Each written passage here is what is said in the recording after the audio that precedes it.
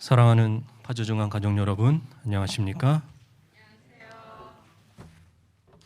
우리 안식일 학교 때 소개를 못했었는데요. 우리 이희주 집사님, 이대진 성도님, 형제 되시는 이성진 우리 성도님께서 교회를 방문해 주셨고요.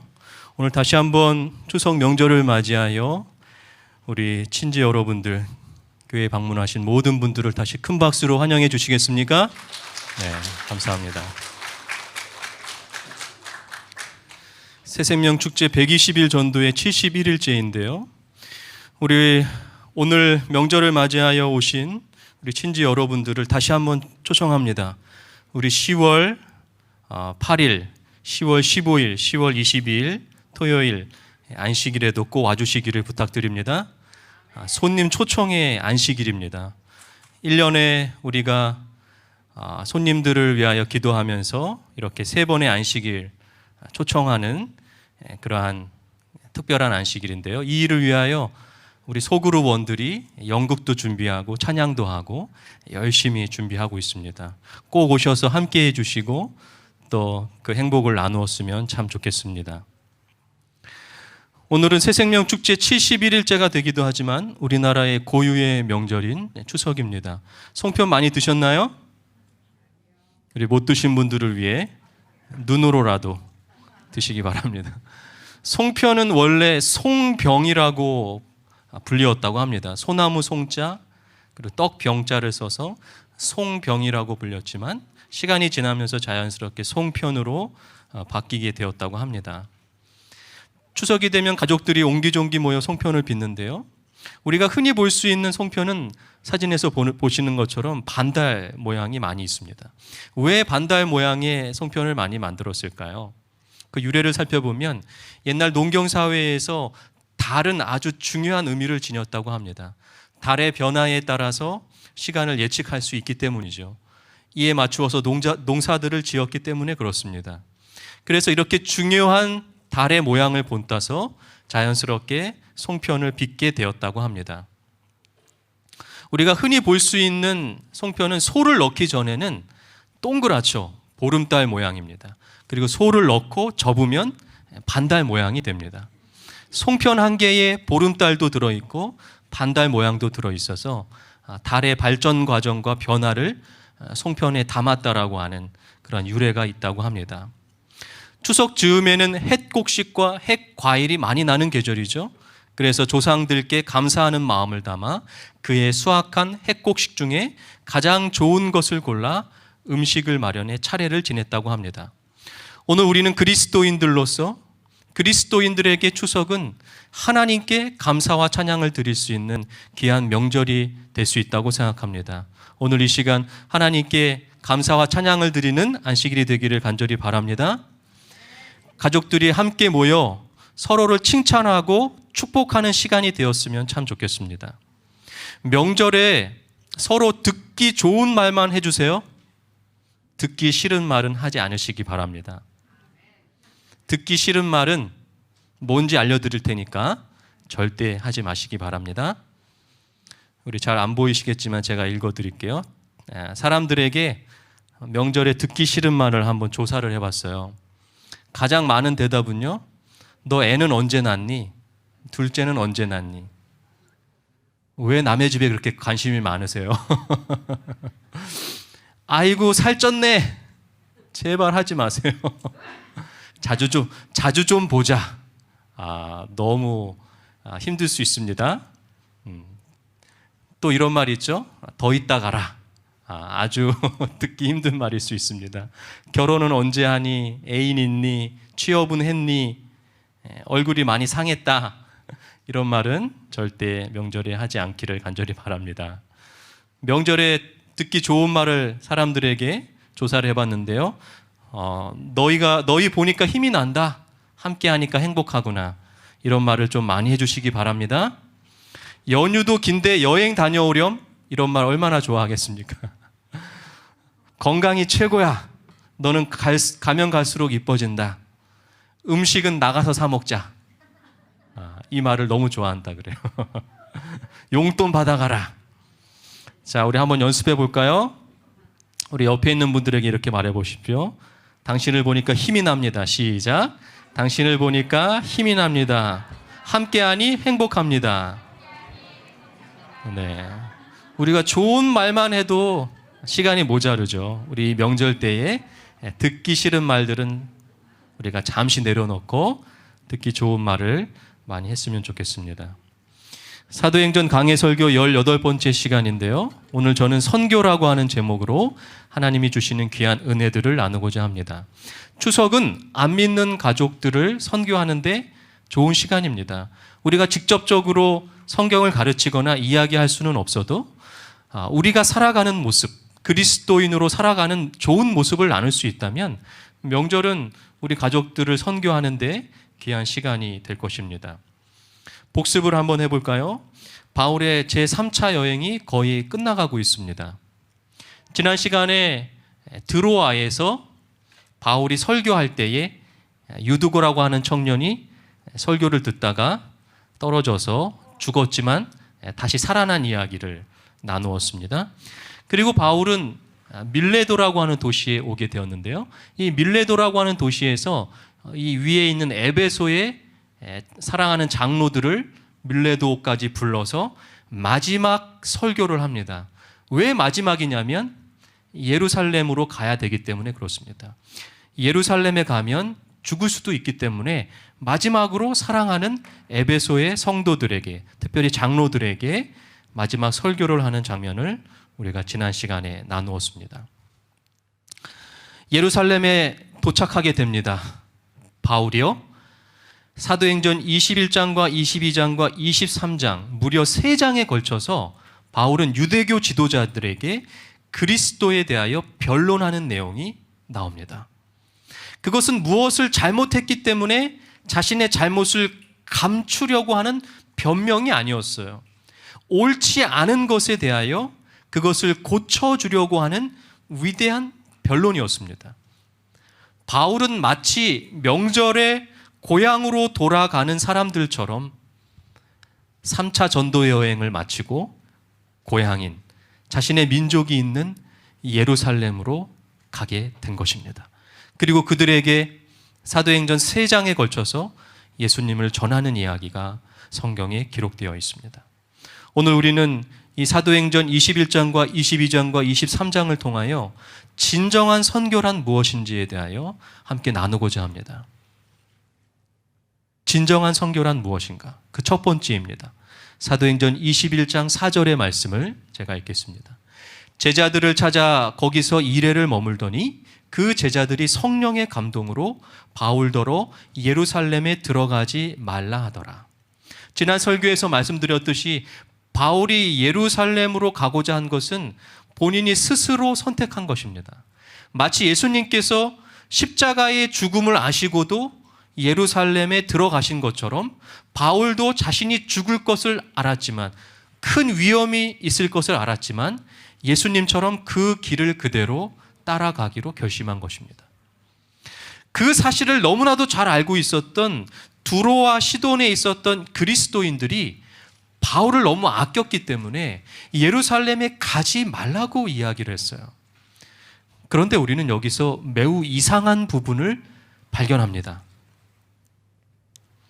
두로의 그리스도인들이 성령의 감동으로 예루살렘에 가지 말라고 바울에게 이야기했다는 거예요. 그렇다면 여러분, 바울이 예루살렘에 들어가는 것이 성령의 뜻입니까? 아니면 지금 이 제자들이, 그리스도인들이 말하는 것처럼 들어가지 않는 것이 성령의 뜻입니까? 바울은 성령의 역사하심을 따라서 행동한 사람이에요. 항상 성령의 뜻대로 움직였습니다. 그런 바울이 예루살렘에 들어가려고 했어요. 그런데 여기 성경절에 보면 이들도 성령의 감동으로 바울에게 들어가지 말라고 이야기했습니다. 그러면 성령은 지금 바울에게 다른 이야기를 하고 또 이들에게 다른 이야기를 하고 있는 것입니까?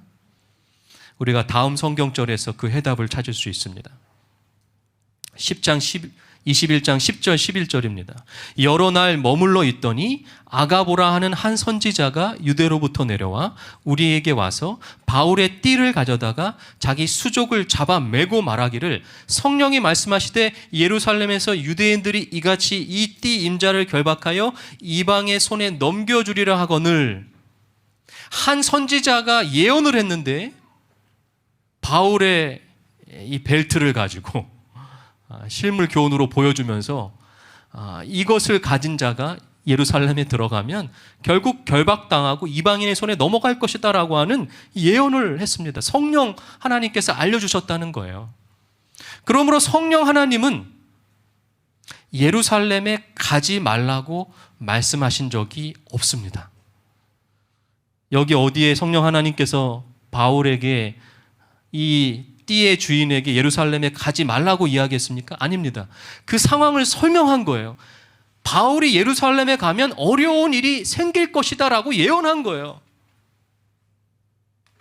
그러나 인간의 마음은 어떻습니까? 어려운 일이 생길 것을 알면 그것을 피하려고 하는 것이 인간의 마음인 거예요.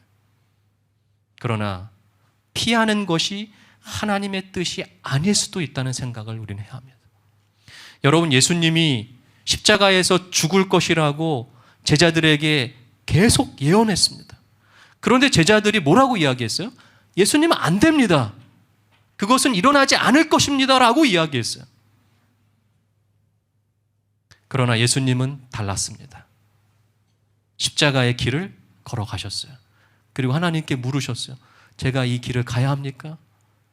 저의 잔을 옮겨주십시오. 그러나 하나님의 뜻대로 하겠습니다. 바울도 똑같았어요. 바울이 이렇게 대답합니다.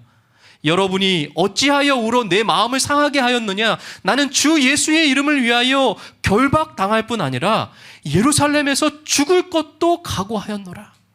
나는 가야 된다. 이것이 성령 하나님의 뜻이고 하나님의 뜻이다. 내가 어떠한 어려움이 있어도 나는 갈 것이다. 예루살렘에 복음을 전하는 일이 어떠한 고난과 어떠한 어려움과 심지어 그곳에서 죽을지라도 바울은 그 길을 포기하지 않았다는 거예요. 피하지 않았다는 거예요. 바로 이것이 진정한 선교가 아닐까요? 변명하지 않았습니다. 바울은 자신의 인생에 결코 변명하지 않았습니다. 죽을 것을 각오해서라도 예수님을 전하고 싶어 했어요. 모든 사람이 말린다고 해도 말입니다. 여러분, 참신앙은요, 하나님의 뜻을 변화시키려고 하는 것이 아니라 하나님의 뜻에 우리가 변화되어야 하는 것입니다. 선교도 마찬가지입니다. 하나님이 원하시는 선교가 아니라 내가 원하는 선교를 할 때가 얼마나 많이 있습니까? 내가 변화하지 않고 신을 변화시키려고 한다면 그것은 미신에 불과한 거예요. 어떠한 어려움이 있어도 하나님의 뜻대로 행하는 자, 하나님의 뜻대로 선교하는 자가 진정한 그리스도인이며 진정한 선교사일 것입니다. 우리가 한평생 하나님을 나름대로 믿는다고 교회에 나오고 믿고 있습니다. 그럼에도 하나님은 우리의 믿음을 모르신다고 말씀하신다면 어떨까요? 내가 열심히 선교했는데 하나님은 무엇을 했느냐고 물으신다면 어떨까요? 마지막 날에 나는 너를 알지 못한다고 하나님께서 말씀하신다면 그보다 더 허망한 일이 어디에 있겠습니까? 그러므로 우리가 지금 제대로 하나님을 믿고 있는지, 제대로 하나님의 뜻대로 선교하고 있는지부터 끊임없이 점검해 보아야 합니다. 왜냐하면 우리는 우리의 마음대로, 우리의 뜻대로 하나님을 믿을 때가 너무나도 많이 있기 때문에 그렇습니다. 나를 변화시키기 좋아하지 않습니다. 나의 뜻에 하나님을 변화시키려고 노력하고 있지 않습니까? 우리가 그렇게 신앙생활하고 있지 않습니까?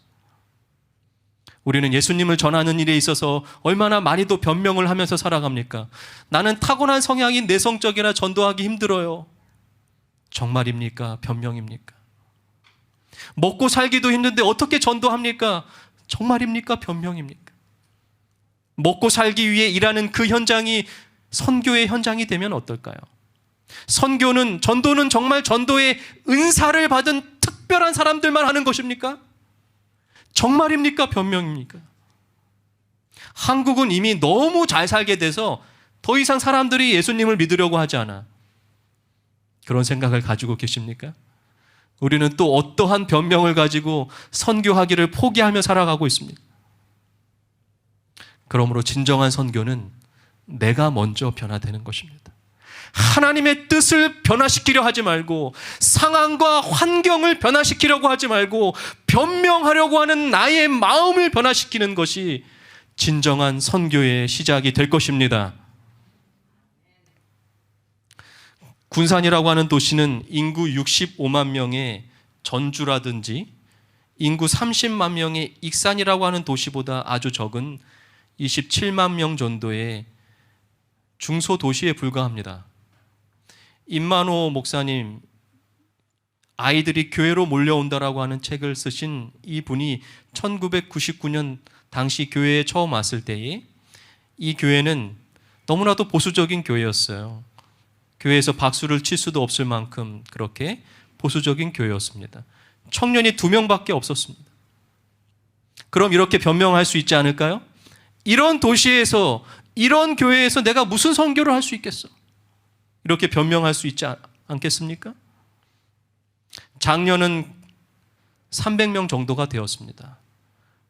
그리고 그 주일학교에 참여하는 아이들은 100명 정도의 아이들이 있었습니다. 그러나 청년은 달랑 2명밖에 없었어요. 시골 교회입니다. 전통적인 지방 교회였습니다. 그런데 이 교회가 2017년 이 책을 쓸 무렵에 작년 1900명으로 성장했습니다. 교회 학교에 1600명으로 성장했어요.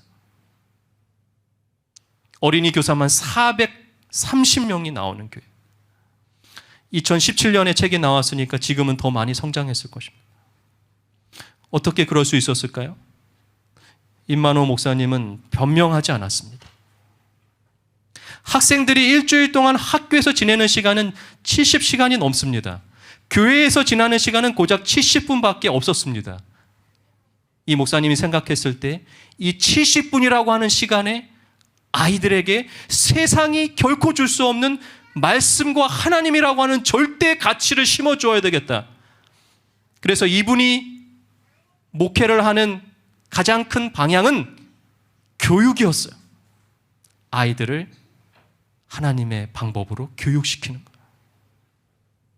세상 교육과 비교할 수 없는 하나님의 교육을 시키는 것이 이분의 신념이었습니다. 인류를 회복시키는 유일한 교육은 말씀과 교회밖에 없다라고 하는 그러한 신념을 가지고 나아갔을 때에 그 어떠한 환경과 상황에도 변명하지 않고 나아갔을 때에 이 교회는 너무나도 큰 부흥을 이룰 수 있었습니다. 교회 학교가 성장하자 자연스럽게 장년들도 따라서 부흥하게 됐어요. 선순환 원리예요. 군산 드림교회 청년들은 서울로 대학을 가도 예배는 군산에 와서 드립니다. 왜 그럴까요? 어린이 교사를 하고 있기 때문에 그래요. 완전히 교회의 지도자가 된 거예요. 저도 이 목사님처럼 똑같은 신념을 가지고 있습니다. 그래서 제가 파주중앙교회에 오자마자 어린이 패스파인더 사역의 중요성을 강조해 왔고, 안식일에 제가 제일 많은 시간을 할애하는 것이 바로 어린이 사역입니다. 우리 패스파인더 교사들과 후반기에 새로운 계획을 세웠는데요, 이 비전을 함께할 교사들을 찾고 있습니다. 페파 36학교입니다.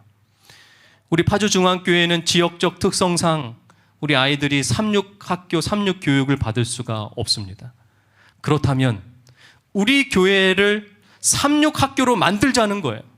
36교육이란 영성교육, 지성교육, 체육교육을 균형지게 하는 것을 36교육이라고 말합니다. 패스파인더 시간에 말씀을 통하여 영상을 활용한 어린이들에 맞는 설교를 통하여 예수님의 성품과 예수님의 자기 관리를 가르치고 그것을 말씀을 나누게 하고 실천하게 하는 것을 하려고 합니다. 그리고 여러 수업들을 준비하고 있는데요, 외국어 수업입니다. 성경을 외국어로 외우게 할 것입니다. 영어, 중국어, 러시아어. 우리 아이들이 한국어를 제외한 적어도 3개 국어를 할 수 있는 아이들로 만들고 싶은 거예요. 영어를 공부하고 미국은 못 가지만 필리핀의 해외 선교를 갈 것입니다. 중국어를 공부하고 중국에 갈 것이고요. 러시아어를 공부하고 횡단 열차를 타고 말씀 묵상을 하고 모스크바에서 하나님을 전하는 일을 할 것입니다. 여러분, 우리 한국 사람들이 독서가 너무나도 부족하죠. 문해력이 너무나도 떨어집니다. 우리나라의 언어는 한자가 거의 90%, 80%.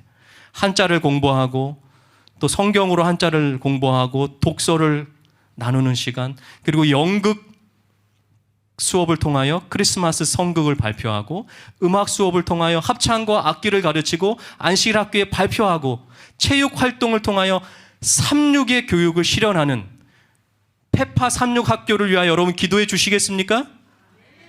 이것이 저만의 꿈이 아니라 우리 모두의 꿈이 되기를 간절히 소망합니다. 어린이 사역이 잘 되면 교회는 성장하게 되어 있습니다. 부흥하게 되어 있습니다.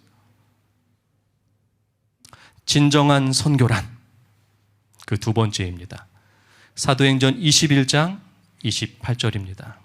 외치되 이스라엘 사람들아 도우라. 이 사람은 각처에서 우리 백성과 율법과 이곳을 비방하여 모든 사람을 가르치는 그 자인데 또 헬라인을 데리고 성전에 들어가서 이 거룩한 곳을 더럽혔다. 바울이 예루살렘에 들어가서 유대교 지도자들에게 지금 변론을 하고 있습니다. 예수님에 대하여 설명하고 있어요. 그럴 때 유대인들이 바울에게 뭐라고 이야기합니까? 죄를 뒤집어 쓰였는데 그 죄목이 뭐냐면 성전을 더럽혔다는 거예요. 이방인들을 성전으로 들어오게 했다는 거예요. 성전을 더럽혔다는 것입니다. 30절 31절입니다. 온 성이 소동하여 백성이 달려와 모여 바울을 잡아 성전 밖으로 끌고 나가니 문들이 곧 닫히더라. 그들이 그를 죽이려 할 때에 온 예루살렘이 요란하다는 소문이 군대의 천부장에게 들리매 그가 급히 군인들과 백부장들을 거느리고 달려 내려가니 그들이 천부장과 군인들을 보고 바울 치기를 그치는지라. 성령의 예언 그대로 유대교 지도자들이 바울을 잡아 죽이려고 합니다. 성에서 쫓겨나고 죽을 위기에 처했습니다. 그런데 그 순간 극적으로 로마의 천부장 군인이 나타나서 바울을 살립니다. 그리고 다시 한번 유대교 지도자들에게 변론할 수 있는 기회가 생겼어요. 그 기록이 22장에 이어져 23장에 이어져 나옵니다. 그런데 22장의 바울의 변론을 주목해 보면 바울의 간증임을 우리가 확인할 수 있습니다. 22장 3절입니다. 나는 유대인으로 길리기아 다수에서 났고 이 성에서 자라 가말리엘의 문화에서 우리 조상들의 율법의 엄한 교훈을 받았고 오늘 너희 모든 사람처럼 하나님께 대하여 열심히 있는 자라. 나도 너희들과 똑같은 유대인이라고 자신의 삶을 간증하는 거예요. 나도 너희들처럼 그리스도인들을 핍박했다. 하지만 난 예수님을 만났다. 그리고 변화되었다. 그렇게 설명하는 것입니다. 여러분, 이것이 중요합니다. 우리가 어떠한 말로 하는 변론보다 내가 직접 경험한 예수님의 사랑에 대하여 그리고 내가 변화된 모습을 삶으로 보여주고 간증하는 것이 가장 위대한 선교임을 기억하게 되시기를 간절히 바랍니다. 요즘 시대에 많은 사람들은 옳고 그름으로 선택하지 않습니다. 그들의 마음이 움직여야 합니다. 안식일에 옳고 그름을 전하는 것도 중요하지만 그것과 함께 우리는 우리의 삶으로 예수님을 전해야 합니다. 우리의 과거의 모습과 변화된 모습을 이야기하며 변화된 삶을 보여주면서 예수님을 전하게 될 때 사람들의 마음은 움직이게 될 것입니다. 우리가 여전히 세상에 빠져 있으면서 여러분들은 세상을 버리고 예수님을 선택하세요라고 말한다면 누가 예수님을 선택할 수 있겠습니까? 우리가 여전히 물질을 제일 중요하게 생각하면서 예수님을 전한다면 누가 예수님을 믿겠습니까? 여러분, 돈으로 침대는 살 수 있지만 잠은 살 수 없습니다. 돈으로 대저택은 살 수 있지만 행복한 가정은 살 수 없습니다. 돈으로 수천만 평의 땅은 살 수 있지만 하나님의 나라는 단 한 평도 살 수 없습니다. 그럼에도 불구하고 우리는 여전히 선교보다 세상을 우선으로 하고 살아가고 있지 않습니까? 그런 우리들의 모습을 보고 누가 예수님을 믿으려 하겠습니까? 중앙 아프리카에서 선교를 하던 선교사님들이 사소한 다툼으로 갈라졌어요. 며칠 뒤에 개종한 이 원주민들이 선교사들을 찾아와서 이렇게 이야기했습니다. 우리는 더 이상 예수님을 믿지 않을 테니 마을을 떠나시오. 그 이유를 물어봤어요. 그들이 대답합니다. 우리에게는 서로 용서하고 사랑하라고 가르치면서 당신들은 왜 싸웁니까? 왜 서로 용서하지 못하고 사랑하지 않습니까? 어떻게 당신들의 말을 믿을 수가 있겠습니까? 어떻게 당신들이 말한 예수 그리스도의 사랑을 우리가 믿을 수 있습니까? 선교사님들은 그 자리에서 회개하고 원주민들에게 용서를 구하고 사과하고 다투지 않았습니다. 서로를 위해 물심양면으로 협력했습니다. 그리고 이 마을은 다시 예수님의 마을로 회복되었습니다. 세계적인 신학자 토레이에게 한 신학생이 찾아와서 이런 질문을 했어요. 수많은 성경의 번역본들이 있는데 그 중에 어떠한 번역본이 가장 뛰어납니까, 교수님? 그랬더니 이 교수가 이렇게 대답했습니다. 그건 바로 자네 삶으로 번역한 성경일세. 진정한 선교는 삶으로 전하는 것입니다. 삶으로 선교하게 되시기를 간절히 기도합니다. 진정한 선교란 마지막 세 번째입니다. 사도행전 22장 1절입니다. 부형들아, 내가 지금 여러분 앞에서 변명하는 말을 들으라. 이 구절에서 우리는 부형들아라고 하는 단어에 주목해야 합니다. 직역을 하면 아버지, 형님 되시는 여러분들 이렇게 말한 거예요. 부모들, 형제, 자매들 이렇게 말한 거예요. 여러분, 21장에서 바울은 유대교 지도자들에 의하여 쇠사슬로 결박당하고 구타를 당했습니다. 그런데 바울은 지금 자기를 죽이려고 하는 자들에게 형제들이라고 말하고 있어요. 이것이 한 번 사용되었다면 그저 상투적인 인사말로 생각할 수 있습니다. 그러나 그렇지 않습니다. 23장에 보시면요, 바울은 거듭해서 자기를 죽이려고 하는 자들에게 향하여 형제라고 이야기하고 있어요. 진정한 선교는 사랑입니다. 우리가 다른 사람들에게 변론할 때, 그리고 다른 사람들의 잘못된 부분들을 고쳐주려고 할 때 우리는 반드시 바울과 같이 사랑으로 말해야 합니다. 형제들아 라고 했을 때 바울은 그들을 진정 사랑하는 마음으로 고백한 거예요. 그들이 예수님을 믿기를 바라는 간절한 믿음으로 말한 거예요. 형제들아, 형제들아. 자기를 죽이려고 하고 자기를 결박하는 그들을 향하여 형제들아, 형제들아. 때로는 우리가 사랑의 마음으로 사람들을 올바른 길로 가게 하기 위하여 그들에게 이야기하지만 그들이 그 이야기를 들으려 하지 않을 때가 많습니다. 바울도 그랬어요. 유대인들이 도무지 바울의 말을 들으려고 하지 않았어요. 형제들아, 형제들아 간절하게 이야기해도 듣지 않았어요. 얼마나 힘들었을까요? 얼마나 외로웠을까요? 사도행전 23장 10절 11절입니다. 큰 분쟁이 생기니 천부장은 바울이 그들에게 찢겨질까 하여 군인을 명하여 내려가 무리 가운데서 빼앗아 가지고 영내로 들어가라 하니라. 바울이 죽을까 봐 로마의 군인이 바울을 감옥 안으로 집어넣었어요. 그리고 11절이 중요합니다. 그날 밤에 주께서 바울 곁에 서서 이르시되 담대하라. 내가 예루살렘에서 나의 일을 증언한 것 같이 로마에서도 증언하여야 하리라 하시니라. 아멘. 바울은 결국 자신을 죽이려고 하는 유대인들을 피해 군인들에 의하여 감옥으로 피합니다. 그 감옥에서 바울은 무슨 생각을 했을까요? 외롭고 힘들지 않았을까요? 그때 주님이 찾아오셨어요.